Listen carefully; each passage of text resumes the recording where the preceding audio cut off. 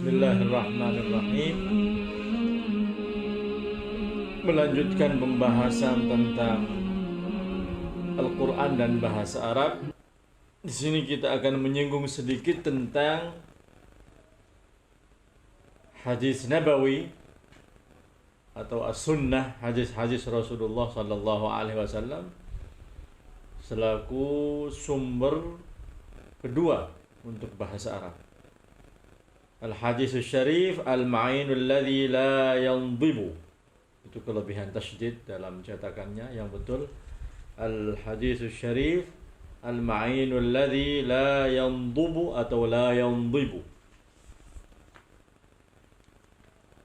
Hadis Nabi adalah sumber yang tidak akan berkurang. Telah kita singgung dalam muqaddimah bahwasanya hadis Rasulullah sallallahu alaihi wasallam termasuk referensi penting setelah Al-Qur'anul Karim dalam al-lughah al-fusha, bahasa Arab al-fusha. La yakhtalifu al-kalam an ahammiyati as-sunnati wa athariha fi tarqiyati maharati al-kalam بما ذكرت من ضرورة العناية بكلمات القرآن عن طريق العملية ذاتها. لذلك أختصر البحث في هذا الشأن فأقول إن هجران قراءة الأحاديث النبوية باعتبارها المصدر الثاني للفصحى هو الذي يقف عائقا بين دارس اللغة وإتقانها بالذات ويحول بينه وبين الاستفادة. وكيف لا؟ فالسنة النبوية هي البحر الغطمطم الثري بمعاني الفصاحة التي خرجت من لسان أفصح من نطق بالضاد صلى الله عليه وعلى آله، وقد أوتي من جوامع الكلم الذي عجز عن مثلها مصاقع البلغاء من البشر. Tidak ada perbedaan tentang pentingnya hadis dan pengaruh dari hadis untuk meningkatkan level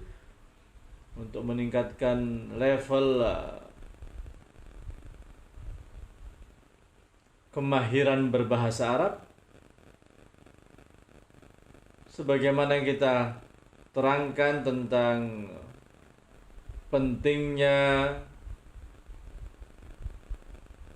mentelaah, mengkaji kosakata, uslub, gaya penuturan Al-Quran, maka begitu juga dengan hadis. Prakteknya juga seperti itu. Disitulah kita tidak terlalu panjang lebar dalam masalah ini. Kesimpulannya bahwasanya ketika seseorang sangat minim pembacaannya dalam hadis, padahal hadis notabene adalah rujukan kedua untuk bahasa Arab fusha, maka itulah yang menjadi penghalang bagi pembelajar bahasa untuk menguasai bahasa itu sendiri. Dan dia kurang mendapatkan faedah dari mempelajari bahasa. Oleh karena itu, ketika kita membaca hadis, meskipun misalnya khatam Bukhari di bulan Rajab, tidak apa-apa kita membacanya sardan, tapi kalau disela-sela dengan istifadah, minimal istifadah bahasa. Ketika kita membaca tajrid, masalah tajridus sharih, dilihat di hamishnya itu atau di bawahnya cetakan baru misalnya, dilihat makna-maknanya itu, makna-makna yang dimuat dari hadis-hadis Rasulullah sallallahu alaihi wasallam. Apalagi kalau kita melewati hadis Ummi Zara, makna-maknanya, kalimatnya mungkin orang Arab sendiri tidak semuanya paham. Wa kaifala, bagaimana tidak, Hadis adalah lautan yang luas yang terkandung di dalamnya kefasihan bahasa Arab. Annahu sallallahu alaihi wasallam karena Rasulullah SAW afsahu man nataqa bid-dad, paling fasihnya orang yang melafadzkan dad. Meskipun riwayat ini disebutkan oleh Imam Al-Hafidh Ibn Katsir dalam akhir tafsir surat Al-Fatihah, la asla lahu, hadis ini la asla lahu, tetapi dari segi makna benar, al-makna sahih. Dari segi makna sahih bahwasanya yang paling fasih adalah Rasulullah sallallahu alaihi wasallam. Waqad utiya min jawami'il kalim alladhi ajaza an misliha masaqi'ul bulagha min al-bashar. Ini kita kutip dari Simtud Durar Al-Habib Ali Al-Habsyi.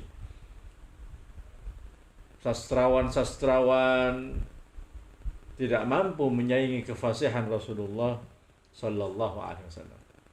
Qala Dr. Said Muhammad bin Ali Al-Maliki fi kitabih Sayyiduna Muhammad Al-Insanul Kamil, fa kaifa la yakunu afsaha khalqillahi ta'ala wa qad ataahu Allah ta'ala lisanan jami'an lil ma'anil katsira.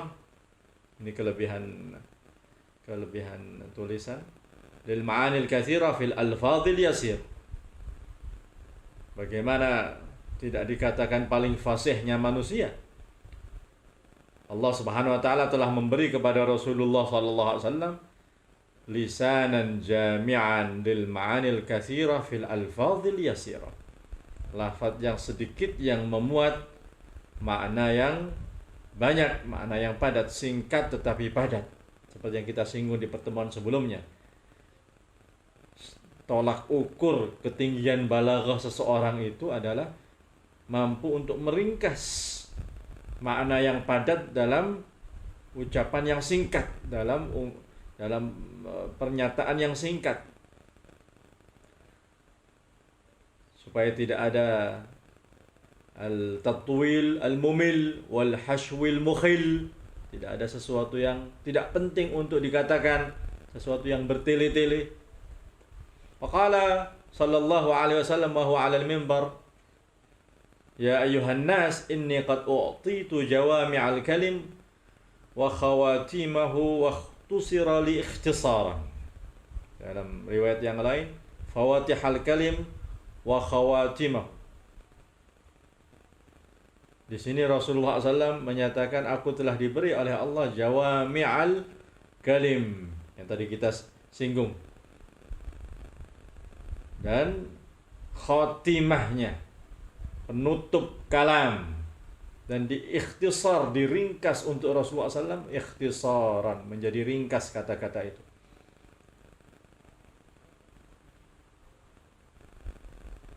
Di kitab-kitab Syama'il banyak sekali. Kitab Syekh Yusuf bin Ismail An-Nabhani masalah yang biasa kita baca di bulan Rabiul Awal, Wasailul Usul, di situ dicontohkan beberapa hadis-hadis yang merupakan jawami'ul kalimnya Rasulullah sallallahu alaihi wasallam. Wa sa'alahu Umar radhiyallahu an, ditanya oleh Sayyidina Umar radhiyallahu an sirri fasahatihi biqaulihi ya Nabi Allah ma laka afsahuna wa lam takhruj min baini adhhurina. Sayyidina Umar bin Khattab bertanya kepada Rasulullah, ya Nabi Allah, bagaimana engkau ini menjadi paling fasihnya orang di antara kita, padahal engkau tidak keluar ke daerah sini, tidak keluar ke daerah sini di Jazirah Arab, tetapi Rasulullah SAW menguasai bahasa kabilah ini, menguasai bahasa kabilah ini, menguasai bahasa kabilah ini. Bahkan setiap bertemu dengan salah satu dari utusan kabilah tertentu, diajak berbicara oleh Rasulullah SAW dengan bahasa kabilah itu. Faqala sallallahu alaihi wasallam kanat lughatu Ismaila qad darasat. Bahasa Nabi Allah Ismail selaku datuknya al-Arab al-Musta'rabah. Ada al-Arab al-Aribah, ada al-Arab al-Musta'rabah. Seperti di kitab-kitab sejarah. Zuriyat Nabi Allah Ismail ini al-Arab al-Musta'rabah. Kanat lughata Ismail qad darasat faja'ani biha Jibrilu fahafidhtuha.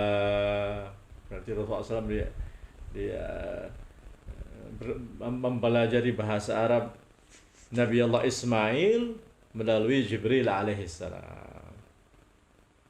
Disitulah disebutkan dalam kitab Khasais Al-Lughatil Arabiyyah wa limadha yajibu ta'allumuha oleh Syekh Nu'man An-Nadwi, mengutip perkataan sebagian ulama, la yahwil lughata illa nabi, tidak menguasai bahasa secara mumpuni benar-benar kecuali seorang nabi. Wa mimma yaziduni imanan bidzalik ar-ra'y huwa ma dhahaba ilayhi katsirun min al-muhaqqiqin ila anna lil hadits asy-syarif madkhalan fil istishhad lil qawaid an-nahwiyyah wa huwa madhhabu al-imam Ibn Malik al-Andalusi sahib al-Alfiyyah wal imam Ibn Hisham wa ghairiha min al-ulama alladhina yusharu ilayhim bil asabi' wa tushaddu ilayhim ar-rihal.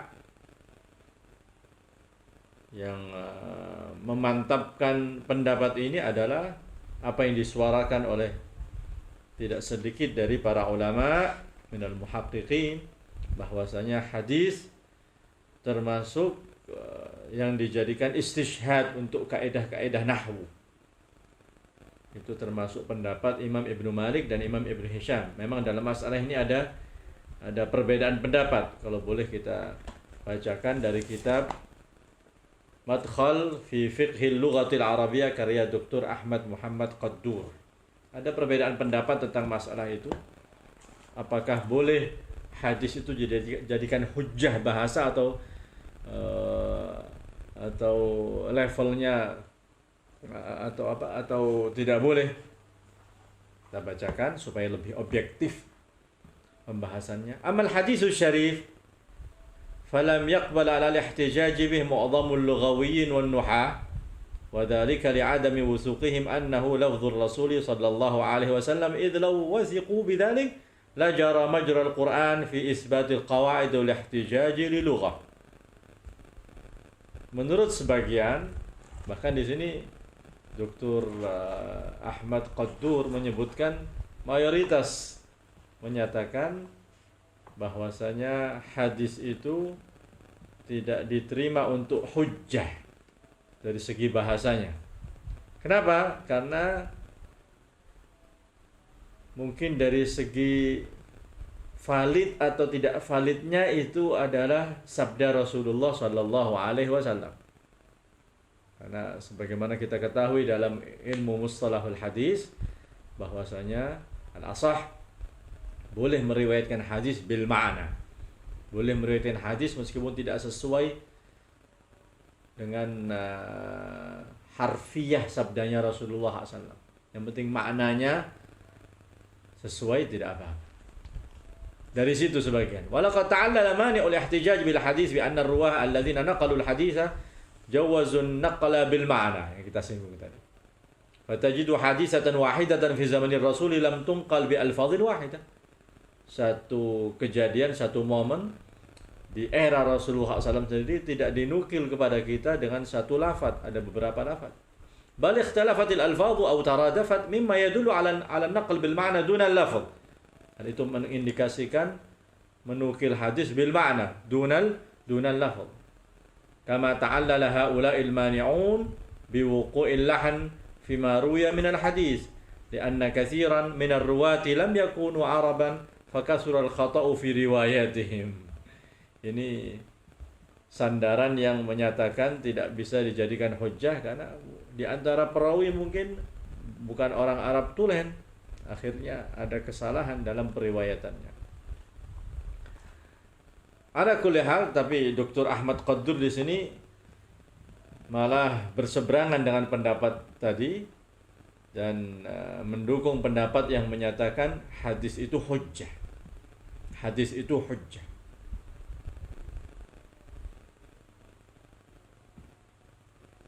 Disebutkan di sini.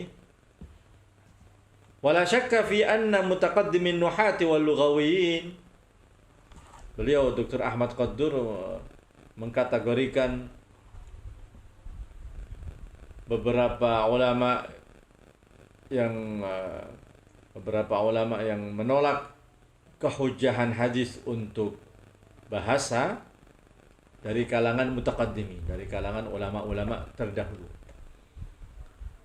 Kanu mutasyaddidina fi insirafihim 'anil ihtijaj bil hadis li'anna ma istanadu ilaihi min hujajin fi man'il ihtijaj bih la yusallamu lahum.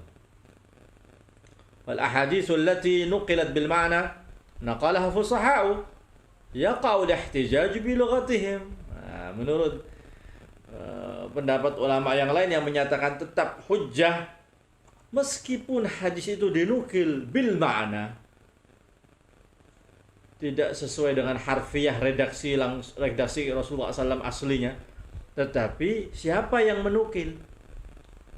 Fusaha'u, orang-orang yang Arab, orang-orang yang fasih juga.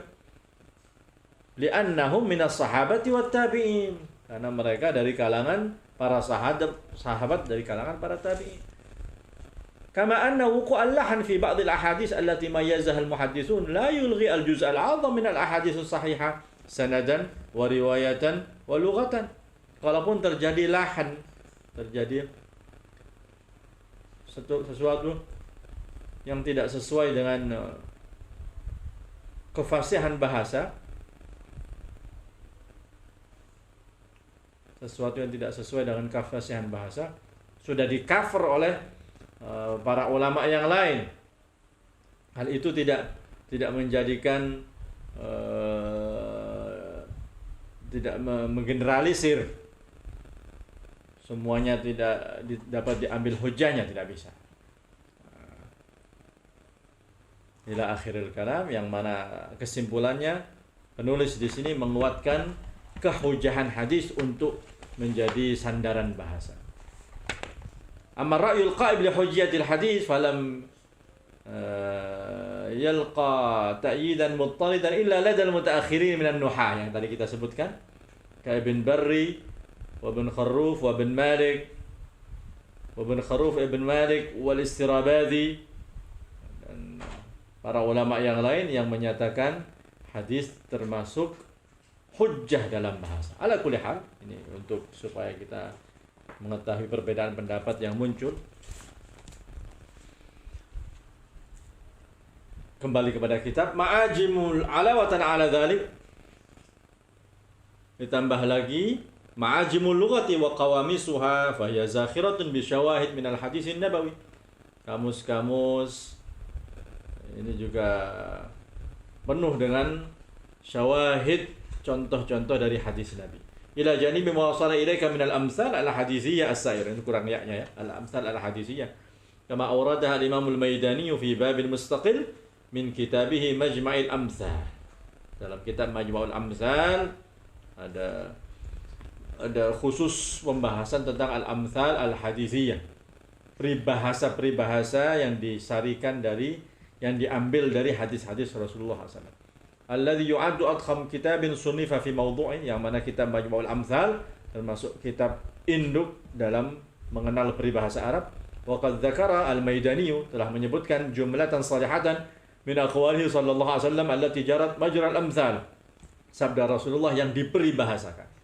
Dimna majmu'i ma yaqrubu min 5,000 masal min al-amsal al-arabiyyah al-qadimah, dari 5.000 peribahasa Arab yang dikoleksi oleh Imam Al-Maidani, ada tidak sedikit dari hadis-hadis Rasulullah yang diperibahasakan. Wabil jumlah, secara umum, anna asar al-hadis syarifil lughati wal adab amrun la yustahanu bih. Ini bukan sesuatu yang tidak penting.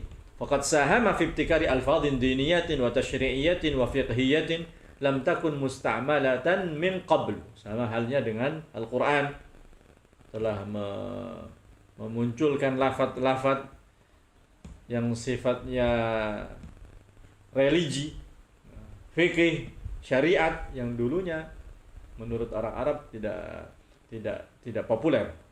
Waqad uniya bi fasahatil lafzi wal bu'di 'anil gharib fanataja bihi ruqiyul asalib wa nudjil dzauq wastush'irat udhubatuha, maka akan didapatkan dari kefasihan sabda-sabda Rasulullah SAW, gaya penuturan yang tinggi, dan kematangan dzauq, naruri berbahasa dan lain-lain.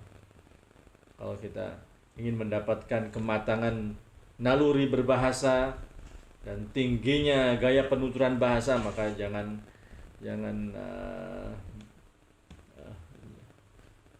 maka harus kita mengambil dari hadis-hadis Rasulullah SAW. Aidan wa rafa'a manzilatan nasr. Oh, ini hadis mengangkat kedudukan prosa dalam bahasa Arab.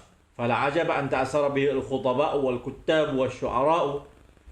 Tidak heran bila banyak sekali para penceramah, para penulis, para sastrawan, para penyair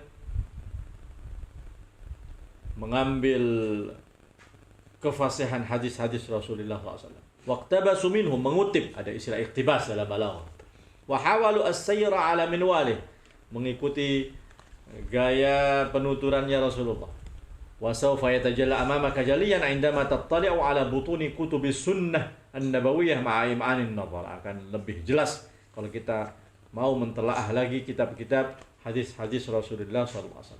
Khatimatun, khitaman, ينادي كاتب هذه السطور كافة عشاق اللغة العربية أن يعودوا إلى النصين الكريمين. Kita mengajak supaya kita kembali lagi kepada Al-Quran dan hadis biitqanin jadid, dengan lebih menekuninya tujaha an-nawahi al-lughawiyah, khususnya dalam segi pendalaman bahasa. Fahadha an-nashat ila janibi annahu min al-umur al-ibadiyah fahuwa aydan juz'un ila tariqi tadabburi kalamillah wa tafahumi hadis Rasulullah SAW aktsara min dhi qabl. Di samping itu adalah ibadah, khususnya Al-Quran.